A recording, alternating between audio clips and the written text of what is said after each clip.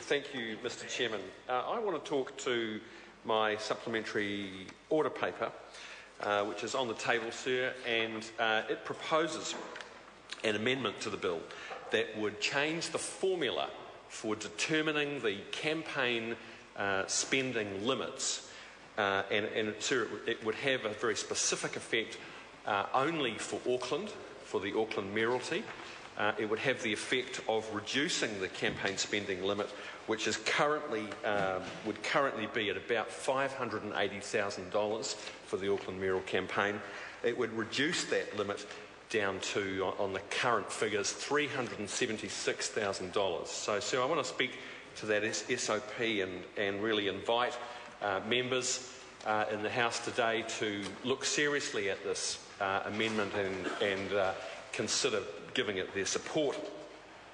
When the Auckland Council, when the super city was established, sir, in that legislation, the limits were set at a level that I believe is way too high. For a mayoral contest, for a contender to be able to spend in the last 3 months of the election campaign more than $500,000, in fact close to $600,000, that, I think, sir, sets the bar far too high. It sends a signal that our democracy is for sale in Auckland. The Auckland mayoralty, I think, has been recognised as one of the most powerful positions of elected office in the country, and to deter possible candidates who don't have pockets deep enough to spend that kind of money in the last 3 months, I think, sir, is bad for democracy, and it is a blemish on the legislation and the rules that surround the Auckland Council and the electoral arrangements. We argued then, sir, Labor members, we argued that that figure was far too high, and we said at the time, Mr. Chairman, that it would be much better if a lower limit had been set, and what we suggested, sir, was a limit of around $380,000. That would have been approximately the total of all the campaign spending limits from the legacy councils that were dissolved to make way for the new Auckland Council. This bill has some really important provisions in it, and while it's not perfect by any means, Labor is supporting this bill. Important principles of disclosure and transparency and limits on political donations. Those are all fundamental principles important to a healthy democracy. But it's also important, sir, that we have limits on campaign spending. And we do for parliamentary elections, both at the national level but also at electorate level. And it's not only appropriate, it's essential that for an office like the Auckland mayoralty, that there are some limits, so that that office, sir, the office of the Auckland mayor, is not just up for sale to the highest bidder. That would be, I think, a travesty of our democracy. $580,000, sir, which is the amount currently a candidate could spend on the last 3 months of an Auckland mayoral campaign, is just too much. It's not reasonable to expect that the full range of candidates that we would want to see contesting the Auckland mayoralty would have to raise nearly $600,000 to run that campaign. That is bad for democracy. My supplementary order paper, sir, proposes a new formula. It uses the current structure that you see in the current legislation, but it reduces the amounts, sir. The formula is based on both population and the number of electors, and my bill, sir, would reduce the amount in the formula to $70,000 plus 30 cents for each elector. And if you apply that to the number of electors that we have in Auckland at the moment, that would basically allow candidates to spend about $376,000. Coincidentally, that is approximate to the total of the spending limits for the 7 legacy councils that made way for the Auckland Council. Mr. Chairman,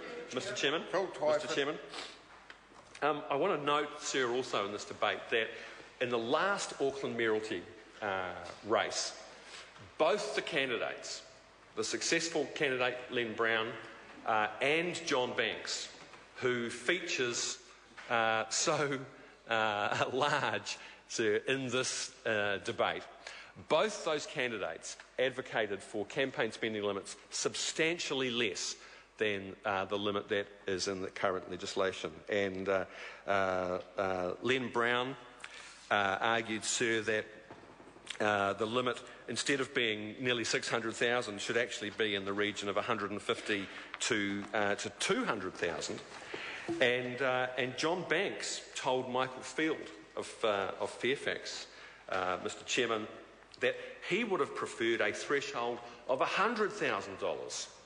So John Banks, who has many years of experience in local government, who was a mayor of the former Auckland City and was the unsuccessful candidate in the last Auckland mayoral election, he proposed a threshold of 100,000. And he said, sir, that, and I quote, "The problem is that if you put the threshold of expenditure too high, you put the elections out of the reach of candidates. The problem is that I want to encourage as many people as possible to stand for the Auckland mayoralty. It is in the best interests of the democratic process." So, sir, I call on Mr. Banks to vote for this amendment, to be consistent with what he said in 2009. And John Banks is a politician who knows a thing or two about redemption. He has been transmogrified. Reincarnated. He is the master of political reinvention. And I put it to Mr. Banks that this supporting this amendment would be a way of snatching redemption from the jaws of disgrace, Mr. Chairman. There is a question, if we believe in limits, should it go lower? And I believe that my amendment, sir, strikes an appropriate balance. It's important in an electorate the size of Auckland, a city of 1.4 million people, that candidates are able to spend the resources that they need to put up billboards, to print direct mail letters and so on. But that the limit must not be so high that a rich candidate with deep pockets can simply buy their way into the mayoralty by spending millions of dollars on television advertising and the like. It's important that we strike a balance between putting limits on big money in politics, but it's also important that we ensure that we don't disadvantage future challenges in the mayoral race.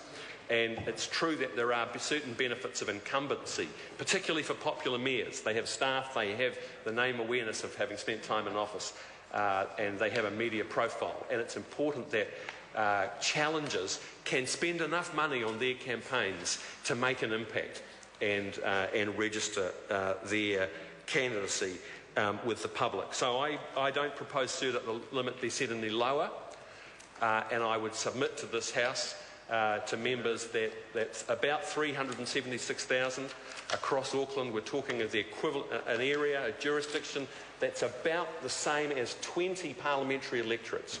And members will know that local parliamentary campaigns are able to spend up to 25,000 on their election campaigns at electorate level, including GST. So the limit that I'm proposing, sir, in this amendment would be of an order of the parliamentary limits. And also, as I've already said, sir, it is about the same as the total of the spending limits from all the old legacy councils. Whereas the spending limit that Rodney Hyde inserted into the current legislation is almost twice that amount. It is unreasonable, and it does not pay enough attention to the important principle of limiting the influence of big money in politics. If you look at the spending limits from the old legacy councils, Mr. Chairman, Auckland City had a limit of $70,000. Manukau had a limit of $70,000, Waitakere $60,000, Papakura $30,000, Rodney $50,000, North Shore $60,000, Franklin $40,000. There are no other cities in New Zealand who have a limit on campaign spending more than $70,000. And I urge the House to support this. King. That the question be now put. O hina noa mahuta. Mr Chair, thank you, and I'm pleased